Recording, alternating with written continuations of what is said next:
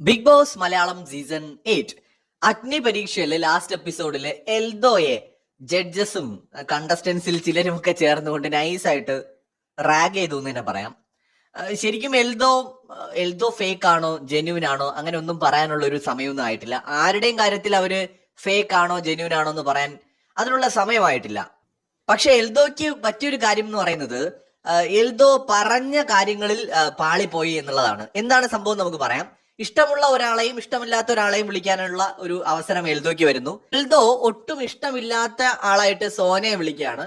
ഭാഗ്യം കൊണ്ട് മാത്രം ഇവിടെ എത്തി എന്നാണ് പറയുന്നത്. നല്ലൊരു ആക്ട്രസ് ആണ്, അഭിനയിച്ച് നിൽക്കുകയാണ്. ഒരു ഫയർ കാണാനില്ല, ഡിസിപ്ലിൻ തീരെയില്ല, ഡിസിപ്ലിൻ ഇഷ്യൂസ് ഉണ്ട്. അപ്പോ അങ്ങനെ കുറെ കുറ്റങ്ങളൊക്കെ പറഞ്ഞിട്ട് സോനയെ വിളിക്കുന്നു ഇഷ്ടമില്ലാത്ത ആളായിട്ട്. ഇഷ്ടമുള്ള ആളായിട്ട് വിളിക്കുന്നത് നമ്മുടെ ഷാമോനെയാണ്.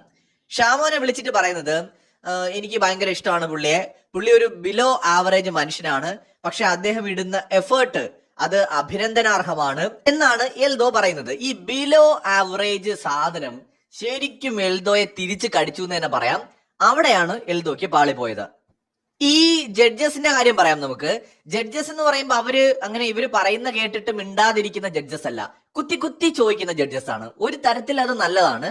അതായത് ഇപ്പൊ രഞ്ജിനി ആണെങ്കിലും അഖിലാണെങ്കിലും രണ്ടുപേരും ഇവര് പറയുന്നത് അപ്പാടെ വിഴുങ്ങിയിട്ട് ഓക്കെ പോയിക്കോ എന്ന് പറയുന്ന കൈൻഡ് ഓഫ് ജഡ്ജസ് അല്ല. ഇവൻ സംടൈംസ് റിയാസ് ആണെങ്കിലും അങ്ങനെയാണ്, പറയാനുള്ളത് ചോദിക്കും, ഡൗട്ടുള്ള കാര്യങ്ങൾ എടുത്തെടുത്ത് ചോദിക്കും. എന്തുകൊണ്ട് അങ്ങനെ പറഞ്ഞു, എന്താണ് റീസൺ, അതെന്തുകൊണ്ട് അങ്ങനെ പറഞ്ഞു, എന്ത് കാരണമാണ് എന്ന് പറഞ്ഞിട്ട് ഇങ്ങനെ അതിന്റെ മേലിൽ കയറി പോകും. അങ്ങനെ വരുമ്പോ ജെനുവിൻ ആയിട്ടുള്ള ഒരു റീസൺ അല്ല ഇവര് പറയുന്നുണ്ടെങ്കിൽ പണി പാളിപ്പോവും. എൽദോയുടെ കേസിൽ പറ്റിയതാണ്. ബിലോ ആവറേജ് എന്ന് പറയുന്ന ഒരു പ്രയോഗം എൽദോ നടത്തിയപ്പോ ജഡ്ജസ് അതിൽ കയറി പിടിച്ചു. എന്തടിസ്ഥാനത്തിലാണ് ബിലോ ആവറേജ് എന്ന് പറഞ്ഞത് എന്ന് ജഡ്ജസ് കൃത്യമായിട്ട് ചോദിക്കുന്നുണ്ട്. അപ്പോ പുള്ളി എൽദോ നന്നായിട്ട് കിടന്ന് ഉരുണ്ടു. അത് കഴിഞ്ഞിട്ട് പിന്നെ പുള്ളി പറയാനായിട്ടൊരു കാരണമായിട്ട് പറഞ്ഞത് പുള്ളി ഗ്രേറ്റ് ഡ്രൈവർ ആണ് എന്ന് എൽദോ ഷാമോനെ കുറിച്ച് പറഞ്ഞു. അപ്പൊ ഉടനെ തന്നെ രഞ്ജിനി ചോദിച്ചു, ഷാമോൻ വണ്ടി ഓടിക്കുന്നത് എൽദോ കണ്ടിട്ടുണ്ടോ? ഉടനെ എൽദോ പറഞ്ഞു, ഞാൻ കണ്ടിട്ടുണ്ട്, ഞാൻ റീൽസിൽ കണ്ടിട്ടുണ്ട്. അപ്പൊ രഞ്ജിനി ചോദിച്ചു, നേരിട്ട് കണ്ടിട്ടുണ്ടോ, അല്ലെങ്കിൽ ആ വണ്ടിയിൽ ഇരുന്നിട്ടുണ്ടോ? ഒരാള് ഗ്രേറ്റ് ഡ്രൈവർ ആണ് അല്ലെങ്കിൽ സ്കിൽഡ് ഡ്രൈവർ ആണെന്ന് പറയുമ്പോൾ നമ്മൾ നേരിട്ട് അയാൾ വണ്ടി ഓടിക്കുന്നത് എക്സ്പീരിയൻസ് ചെയ്താൽ മാത്രമേ പറയാൻ പറ്റൂ. അത് രഞ്ജിനി പോയിന്റ് ഔട്ട് ചെയ്തത് വളരെ ക്ലിയർ ആണ്. നമ്മളിപ്പോ ഒരാളുടെ വീഡിയോ കണ്ടുകൊണ്ട് മാത്രം നമുക്ക് അയാൾ നല്ല ഡ്രൈവർ ആണെന്ന് പറയാൻ പറ്റില്ല.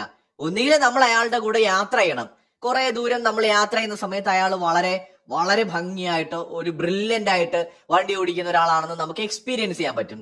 ഇല്ലെങ്കിൽ ഇയാൾ വണ്ടി ഓടിക്കുന്നതിനോടൊപ്പം നമ്മൾ വേറൊരു വണ്ടിയിൽ കയറി ഇങ്ങനെ പോയിക്കൊണ്ടിരിക്കണം. ഇയാള് ടേണിംഗ് ഒക്കെ കറക്റ്റ് ആയിട്ട് എടുക്കുന്നുണ്ടോ, ഓവർടേക്ക് ചെയ്യുമ്പോൾ ശ്രദ്ധിക്കുന്നുണ്ടോ, എത്ര വേഗതയിലാണ് പോകുന്നത്, ഇയാളുടെ സ്കിൽസ് പ്രൂവ് ചെയ്യുന്ന തരത്തിൽ ഇയാൾ വണ്ടി ഓടിക്കുന്നുണ്ടോ എന്നൊക്കെ മനസ്സിലാവണം എന്നുണ്ടെങ്കിൽ ഇയാളെ കൂടെ ഏതെങ്കിലും രൂപത്തിൽ ഇയാളുടെ വണ്ടിയുടെ പുറകെ കുറെ ദൂരം സഞ്ചരിക്കേണ്ടി വരും. കുറച്ചൊന്നും പോരാ, കുറച്ചധികം സഞ്ചരിക്കേണ്ടി വരും. അല്ലെങ്കിൽ ഇയാൾ ഇരിക്കുന്ന വണ്ടി കൂടെ ഇരിക്കേണ്ടി വരും. ഇതല്ലാതെ നമുക്ക് ഒരിക്കലും ഇതിനകത്ത് ഇദ്ദേഹം നല്ലൊരു ഡ്രൈവർ ആണ് എന്ന് പറയാൻ പറ്റില്ല. അതല്ലെന്നുണ്ടെങ്കിൽ ഗ്രേറ്റ് ഡ്രൈവർ എന്ന് നമ്മൾ ഒരാളെ പറയണം എന്നുണ്ടെങ്കിൽ അദ്ദേഹത്തിന് അങ്ങനെ എന്തെങ്കിലുമൊക്കെ ഒരു അംഗീകാരം എവിടെ നിന്നെങ്കിലും കിട്ടിയിരിക്കണം. അദ്ദേഹത്തിന്റെ വാഹനം ഓടിക്കുന്ന അദ്ദേഹത്തിന്റെ രീതിയെ സ്റ്റഡി ചെയ്തിട്ട് ഏതെങ്കിലും ഒരു വലിയ സ്ഥാപനം അദ്ദേഹത്തിന് ഗ്രേറ്റ് ഡ്രൈവറായിട്ട് തെരഞ്ഞെടുക്കുകയോ അങ്ങനെ എന്തെങ്കിലുമൊക്കെ ചെയ്തിട്ടുണ്ടെങ്കിൽ ഓക്കെയാണ്. ഇവിടെ ഷാമോനോട് ഒരു പക്ഷെ എൽദോയ്ക്ക് തോന്നുന്നത് ഒരു സിമ്പതിയാണോ, അതല്ലെങ്കിൽ പരിമിതമായ ജീവിത ചുറ്റുപാടുകളിൽ നിന്ന് വളരെ നല്ല രീതിയിൽ അദ്ദേഹം ഈ ഒരു ലെവലിലോട്ട് വളർന്നു വന്നയാളെന്നുള്ള നിലയിലുള്ള ഒരു താല്പര്യമാണോ എന്നറിയില്ല. പക്ഷേ ഷാമോനെ പുകഴ്ത്താനാണെങ്കിൽ ഈ ബിലോ ആവറേജ് എന്ന് പറയുന്ന ഒരു വാചകം അവിടെ ഉപയോഗിക്കേണ്ടിയിരുന്നില്ല. ഈ ആവശ്യം ഉള്ളിടത്തും ഇല്ലാത്തടത്തും ഒക്കെ അനാവശ്യമായിട്ട് വാക്കുകൾ തിരികെ കയറ്റി കഴിഞ്ഞാൽ പണി കിട്ടുന്നത് അങ്ങനെയാണ്. ഷാമോൻ ടാസ്കുകളിലൊക്കെ മാക്സിമം നന്നായിട്ട് പെർഫോം ചെയ്യാൻ ശ്രമിക്കുന്നതായിട്ട് ഞാൻ കണ്ടിട്ടുണ്ട്. അതുപോലെ തന്നെ പുള്ളിക്ക് ജയിക്കണം എന്നുള്ള ഒരു ആഗ്രഹം ഉള്ളതായിട്ട് തോന്നിയിട്ടുണ്ട്. അതല്ലെന്നുണ്ടെങ്കിൽ പുള്ളി ഹാർഡ് വർക്കിംഗ് പേഴ്സൺ ആയിട്ട് ഇവിടെ വന്നതിന് ശേഷം എനിക്ക് തോന്നിയിട്ടുണ്ട് ചിലപ്പോൾ നല്ലൊരു ബി മെറ്റീരിയൽ ആയിരിക്കും എന്നാണ് എൽദോ പറഞ്ഞെങ്കിൽ അതിന്റെ മേലിൽ ജഡ്ജസിന് കൂടുതൽ കയറി പോകാൻ പറ്റില്ല. മറിച്ച് ഇവിടെ എൽദോ പറഞ്ഞത് ബിലോ ആവറേജ് ആണ്, പക്ഷെ പുള്ളി ഭയങ്കര എഫേർട്ട് ഇടുന്നു എന്ന് പറയുമ്പോൾ എന്താണ് ബിലോ ആവറേജ്, എന്തുകൊണ്ട് ബിലോ ആവറേജ് എന്നൊക്കെയുള്ള ചോദ്യങ്ങൾ വരും. അതുപോലെ ഈ ഗ്രേറ്റ് ഡ്രൈവർ എന്ന് പറഞ്ഞതും എൽദോയ്ക്ക് പണിയായി.